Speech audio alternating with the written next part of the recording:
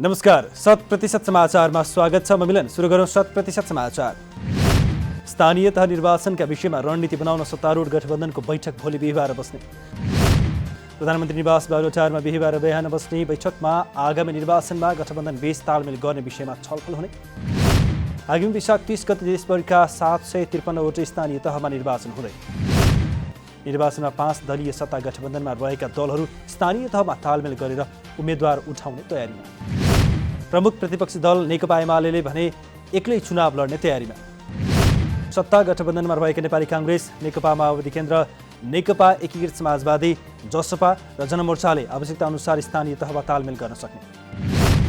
गोकर्णेश्वर नगरपालिका 1 सुन्दरीजल स्थित मिलनची चोकमा टिप्परको ठक्करबाट 2 बालिकाको मृत्यु। स्थानीय ओल्ड युथ इन्टरनेसनल स्कुलमा अध्ययनरत सृष्टि र श्रेया घिसिङको बुधबार बिहान 8:30 बजे टिप्परको ठक्करबाट मृत्यु। बाबु रोहन घिसिङले दुवै छोरीलाई मोटरसाइकलमा राखेर स्कुल लैजाँदै गर्दा बाचार ख 6965 नम्बरको टिप्परले ठक्कर दिएको प्रहरीको भनाइ। घटनामा घिसिङ पनि गम्भीर घाइते भएको प्रहरीद्वारा जानकारी। चालकले टिप्पर ब्याक गरेर दुवै छोरीलाई किचेको घिसिङको आरोप। बालिकाको मृत्यु भएपछि आक्रोशित स्थानीयद्वारा टिप्परमा ढुङ्गा मुढा र आगजनी। प्रहरीद्वारा स्थानीयमाथि अश्रु ग्यास समेत प्रहार। घाइते घिसिङको नेपाल मेडिकल कलेज अत्तरखेलमा उपचार जारी। नेपालमा सवारी दुर्घटनाको अवस्था काहली लाग्दो स्थितिमा। सवारी दुर्घटनामा परि हरेक वर्ष 2400 भन्दा बढीले ज्यान गुमाउँदै आएको तथ्याङ्क।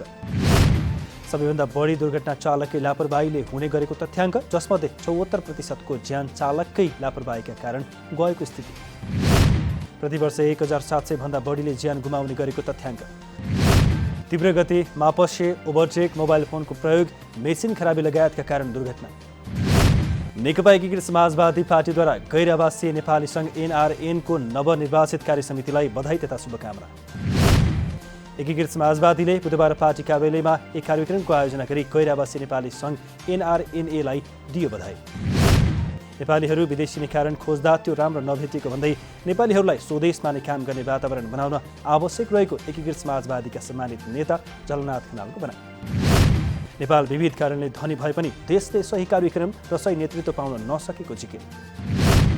नेपालको समृद्धिका लागि NRNA को महत्त्वपूर्ण भूमिकाको खनालद्वारा प्रशंसा।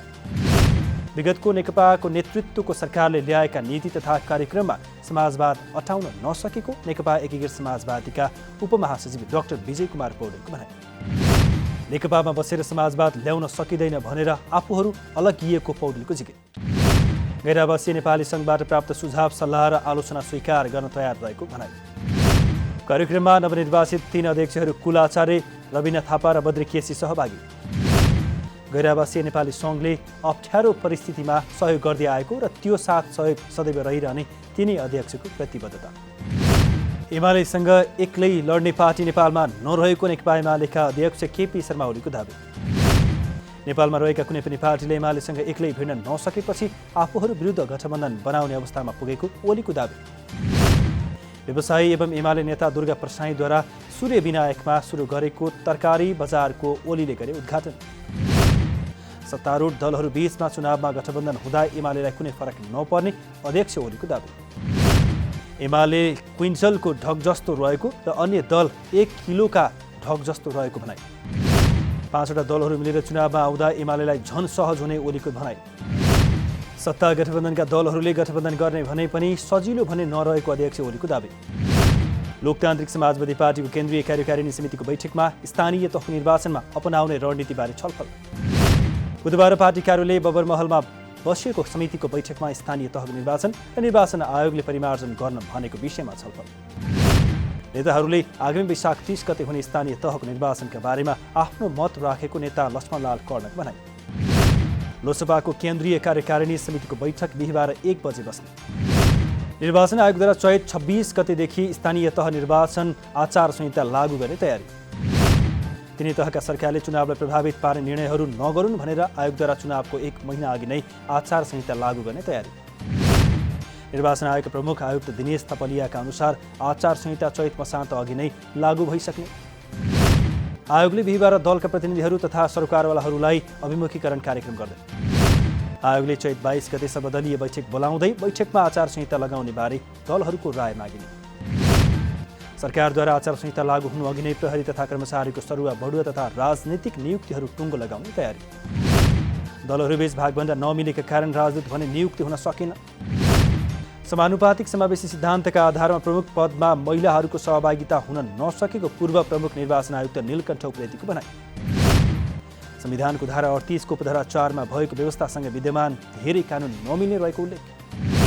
संविधानमा बाँझिएका कुरालाई संशोधन गरेर 3 वर्षभित्र कार्यान्वयनमा ल्याउनुपर्छ भन्ने व्यवस्था भए पनि अहिलेसम्म हुन नसकेको भनाइ। संविधानमा समानुपातिक समावेशी भनिए पनि कार्यान्वयनमा भने महिलाहरूलाई बराबर प्रतिशत हुन नसकेको उप्रेतीको भनाइ। स्वास्थ्य बीमाको दायरामा सबै नेपाली आउन सके स्वास्थ्योपचारमा सहजता हुने स्वास्थ्य तथा जनसङ्ख्या मन्त्री विरोध खतिवडाको भनाइ। पत्रकारहरूको स्वास्थ्योपचारको लागि स्वास्थ्य मन्त्रालय, सञ्चार मन्त्रालय र नेपाल पत्रकार महासङ्घबीच समन्वय र सहकार्य गरेर अघि बढ्न सकारात्मक रहेको जानकारी। श्रमजीवी पत्रकारको लागि 7 लाख रुपियाँसम्मको दुर्घटना बिमा यसअघिको बजेटमा ल्याइएको भए पनि अहिलेसम्म कार्यान्वयन नहुनुले चिन्तित बनाएको भनाइ।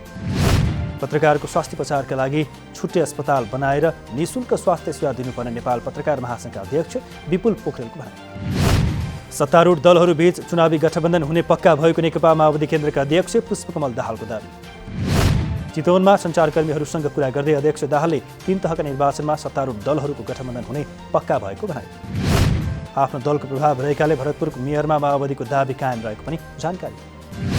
ऊर्जा मन्त्री पम्फा भूषाल, नेपाल विद्युत प्राधिकरणका कार्यकारी निर्देशक कुलमान घिसिङ सहित दाहाल चितवन। अमेरिकाद्वारा नेपालका लागि नयाँ राजदूत नियुक्त। अमेरिकी राष्ट्रपति कार्यालय व्हाइट हाउसद्वारा सुरक्षा विज्ञ डिन थम्पसनलाई नेपालको राजदूतमा नियुक्त। काठमाडौँ स्थित राजदूत र्यान्डी बेरीको कार्यकाल सकिने लागेकाले उनको ठाउँमा थम्पसन पठाइए। थम्पसन हाल अमेरिकाका लागि दक्षिण र मध्य एसियाली मामिला ब्युरोका उपसहायक सचिव। क्षेत्रका देशहरूसँग सम्बन्धबारे हेर्ने जिम्मेवारीमा रहेका थम्पसनसँग कूटनीतिक क्षेत्रमा 25 वर्षभन्दा बढी समयको अनुभव। मलेसियाको अमेरिकी दूतावासमा डिप्युटी चिफ अफ मिसन, रोमानियाको अमेरिकी दूतावास, भारतको कोलकातामा कन्सुलर जनरल र श्रीलङ्कामा आर्थिक तथा वाणिज्य मामिला विभाग प्रमुखको रूपमा काम गरेको अनुभव। पछिल्लो 24 घण्टामा देशभर 26 जनामा कोरोना भाइरसको संक्रमण पुष्टि। विभिन्न जिल्लाका प्रयोगशालामा गरिएको 5192 नमुना परीक्षणमा 26 जनामा संक्रमण देखिएको स्वास्थ्य तथा जनसङ्ख्या मन्त्रालयको तथ्याङ्क। पछिल्लो 24 घण्टामा 77 जना कोरोना संक्रमण मुक्त। हाल देशभर 1146 जना सक्रिय संक्रमित रहेको मन्त्रालयको तथ्याङ्क। पछिल्लो 24 घण्टामा कोरोनाका कारण मृत्यु हुनेको संख्या 0 भएको स्वास्थ्य मन्त्रालयको भनाइ। काठमाडौँसहित देशभरका मुख्य शहरी क्षेत्रमा भएको वायु प्रदूषण तत्काल कम हुने सम्भावना नरहेको मौसमविदको भनाइ। प्री मनसुन अवधि सुरु भएदेखि नै पानी नपरेको तथा तत्काल त्यस्तो वर्षा हुने मौसमी प्रणाली पनि नरहेकाले वायुमण्डल नपखालिने सम्भावना। वायुको प्रदूषण स्तर मापन गर्ने एक्यु एयरका अनुसार काठमाडौँ अहिले पनि विश्वका प्रदूषित प्रमुख सहरको सूचीमा 5औं स्थान। विगत केही समयदेखि नै काठमाडौँ उपत्यकाको वायु प्रदूषण उच्च। धुमिएको अवस्थामा रहेको काठमाडौँको प्रदूषण केही समयका लागि कम गर्न हल्कादेखि मध्यम वर्षा हुनुपर्ने वा वायुमण्डल बढार्ने गरी हावा चल्नुपर्ने मौसमविदको भनाइ। हाल प्रदेश 1 लगायत बागमती र गण्डकी प्रदेशका पहाडी भूभागमा सामान्य बल्दी भई अन्य क्षेत्रमा आंशिक बल्दीदेखि मौसम सामान्यतया सफा। नेपाल राष्ट्र बैंकद्वारा एकीकृत परिपत्र 2078 संशोधन गर्दै बैंकहरूले चोभार स्थित सुक्खा बन्दरगाहबाट पनि एलसी जारी गर्न सक्ने व्यवस्था। राष्ट्र बैंकले जारी गरेको सूचना अनुसार विदेशी विनिमय कारोबार गर्न इजाजत पत्र प्राप्त निकायहरूलाई जारी गरिएको एकीकृत परिपत्र 2078 मा संशोधन। जारी गरिएका परिपत्र अनुरूप अब विश्व बैंकको सहयोगमा निर्माण भएको चोभार सुक्खा बन्दरगाह प्रयोगमा ल्याउन अन्तर्राष्ट्रिय व्यापारको लागि प्रतीत पत्र खोल्ने बाटो पनि खुल्ला। केन्द्रीय बैंकको सर्कुलर अनुसार अन्तर्राष्ट्रिय व्यापारका लागि जारी हुने प्रतीत पत्रमा प्रचलित व्यवस्था बमोजिम चोभारको सुक्खा बन्दरगाह भन्सार नाका हुने गरी जारी गर्न सकिने।